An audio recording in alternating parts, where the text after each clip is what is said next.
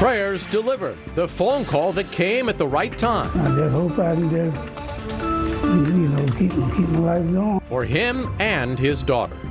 Something in the Water returns for Act 2, but who knows what about the lineup? Who knows? You know. Do I? It's the new wellness trend dominating your feed, but is this celery juice diet worth the hype?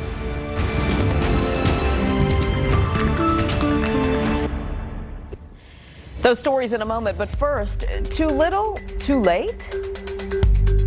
It's devastating. It's devastating to the character and the fabric of our neighborhood. Not for those who call an award-winning Norfolk neighborhood home. That's our top story this Monday night. Thanks for staying up. I'm Nicole Livas. And I'm David Allen. At the center of this, a historic home in Freemason. Arsonists torched it, delivering a devastating blow to the character of one of the city's oldest neighborhoods. The home survived the fire, but not the city's wrecking ball. And now neighbors are suing to make a point. They told Madeline Schmidt it could have been saved and restored. Her story is all new tonight. Known for centuries-old grandiose homes, flanking cobblestone roads, the Freemason Historic District is a Norfolk gem.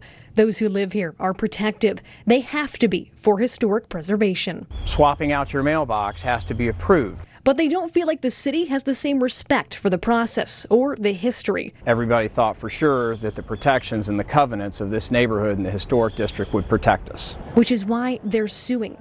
The owner stands to profit, the city stands to profit, and everybody else's investments in the historic district stands to diminish.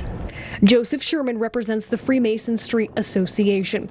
The legal battle traces back to the 2016 arson at the Grandy home, which once sat at the corner of West Freemason and Botetourt. For nearly 2 years, it was partially burned until the city ordered it demolished. Nobody ever dreamed that there would be no notice to the residents of the neighborhood if we were going to destroy one of the few remaining structures that we have. The suit claims the city circumvented every inch of the historic preservation process, ultimately abusing an emergency exemption to tear it down. Sherman believes the city and owner just see dollar signs on the now empty lot. Neighbors are fearful of what could go up here. It's devastating. It's devastating to the character and the fabric of our neighborhood. The evidence will show that the city's behavior was just the opposite of preservation. And if that's their custom and policy and procedure, why bother have a historic district? All right, Madeline is in Freemason tonight. And Madeline, there's a bit of history at that corner where you are. Yeah, absolutely, Nicole. That's because until the Grandy house was demolished, there was a historic home on each of the corners at this intersection. And the attorney says this intersection was the last of its kind in Norfolk. Now, I did, of course, reach out to the property owner. We did not hear back. The city did get back to us, but said it does not comment on pending litigation. As for this lawsuit, it will be heard next summer in Norfolk's Circuit Court. All right, Madeline, live for us there in the Freemason neighborhood in Norfolk. Thank you. We are going to stay in Norfolk for a second because we have some breaking news. You're looking live at Tidewater Gardens, where a man was shot a short time ago. We just got off the phone with the emergency dispatchers, and they tell us that a man who was hit on Ruffner Street is expected to be okay. Perhaps more alarming, though, just a block away on Walk Street, several homes were shot into. The Daybreak team is already here in the building working the story. They'll have any updates that come down starting at 4:30 a.m. Updating breaking news from earlier. A woman attacked by her dog in Hampton has died. Police tell us Morgan Creighton died after her 92-pound pit bull attacked her. We're told the dog bit another woman as well. Animal Control has that dog right now. Since you got home from work, we learned Norfolk police will be posted in and around the city's movie theaters when the new Joker movie is released this Thursday. Now keep in mind, 7 years ago, a gunman killed several people at the Colorado Theater during another Batman film, The Dark Knight Rises. The FBI says they found some potential threats online. Norfolk police say none has gotten their attention. They're calling this a precaution. Here are three big stories we are following tonight. A courtroom drama in Chesapeake, but this played out beyond the bench. A fight outside the courthouse led to a stabbing. Two people who tried to break up the fight were also hurt. Cops took the man accused of pulling the knife into custody. We are told he's in the process of being charged.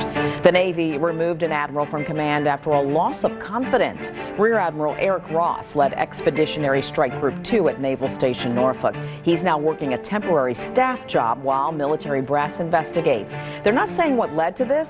The Navy Times reports it was because of an off-duty incident. 10 years of Amtrak in Virginia means $10 tickets for you. They're good anywhere through Virginia and D.C. You'll need to use the promo code V110. By the way, we checked for Saturday. One Norfolk to D.C. train is sold out. The other has just a handful of cheap seats left. Norfolk is betting big on a casino. We told you City Council approved the Pamunkey Tribe proposal to build a world-class casino and resort next to Harbor Park. So what's next? Norfolk City Manager says the tribe still needs to apply for permits with the feds, and after that, lawmakers in Richmond will have to legalize commercial casino gaming. If that happens, Norfolk residents need to vote on a local gaming referendum. That would be in November of 2020. But there is a group working to get enough signatures to stop that from happening. Act 2 for Something in the Water. The mega festival returns in the spring, but this time around, the city of Virginia Beach will have more than just a few weeks to prepare. The three-day event brought more than 35,000 people to the oceanfront in April. By most metrics, it was an enormous success. City leaders are already planning for next year. Council is supposed to get a big update from Farrell's team tomorrow. Here's what Councilman Aaron Rouse says he wants to see. But continue to make sure we put the very best product we can, the very best experience we can, not only for our visitors, but for our residents. And that's making sure that the safety measures are in place, logistical things are in place, making sure that the whole entire experience is one that want to bring people back to Virginia Beach. All right, let's cut to the chase here. When can you get your passes? That's a big question. Here's what organizers are telling us. If you are a Virginia resident or you went last year, you'll get a shot at a limited number of early access tickets. They go on sale October 19th at noon. The rest will hit the market about a month later. As for the lineup, we were told one thing and one thing early. Wait and see. Well, a family waiting for good news gets it just in time to build new precious memories. It wasn't an easy road getting here. In fact, they were worried it may not happen. Tonight, they're sharing their story with Her. It's a story you'll see only on 13 News Now. So it was very exciting. Of course, that laughter screams excitement. After all, 5 years.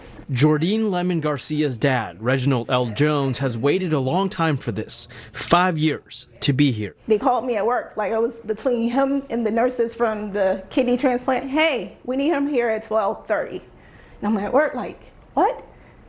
For what? He's getting a kidney. I'm like, oh my God. For years, her dad had stage 4 kidney failure. Monday, Wednesday, Friday, 4.5 hours.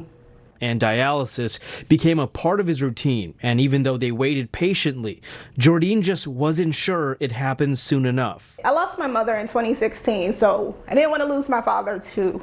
I just hope I can just,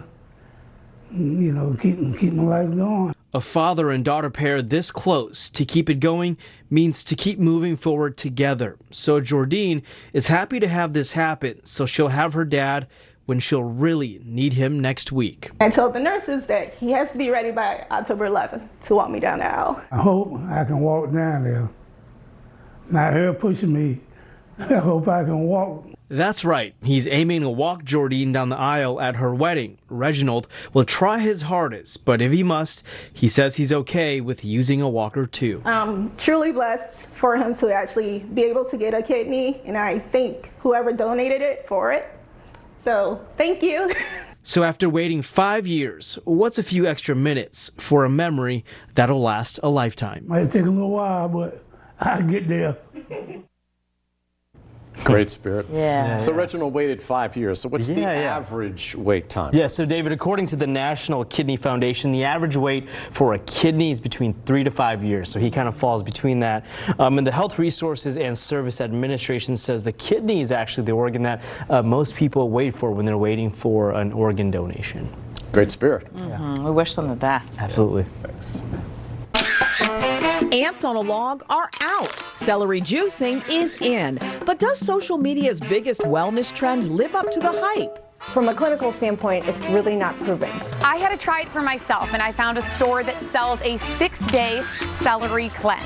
You're going to want to stay up to see the results. Just a little more than 2 minutes away.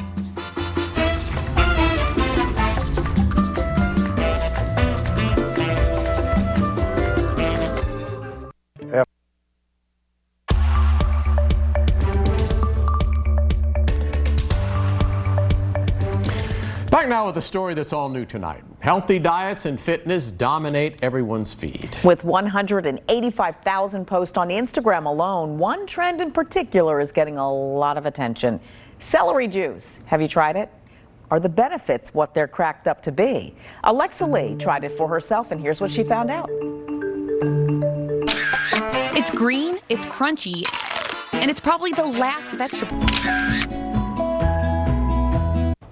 She looks great, doesn't she? I think it works. Another thing to consider, the cost. We priced some of the pre-made tonics on Amazon, and we found they run anywhere from $70 to $120. Ouch. All right, let's get a check of your certified most accurate forecast, starting with a look at tonight's sunset. This was the view tonight from atop the Westin at Town Center, looking toward Green Run. As we take you live outside of downtown Norfolk, the clear skies continue into the late night hours. And that will continue. The fall-like temps, however, will not. Jeff is here with this week's warm-up and more. And Jeff, you use celery, right? Don't you juice? I do, actually. When I juice, I use carrot juice, add in a little bit of celery, some apple. Helps the taste a little bit, in my opinion, especially the apple part of things. Meanwhile, out there right now, we have nice clear conditions, and you can see nothing at all on radar. If you were watching earlier, Tim at 4 and 5 o'clock, and then me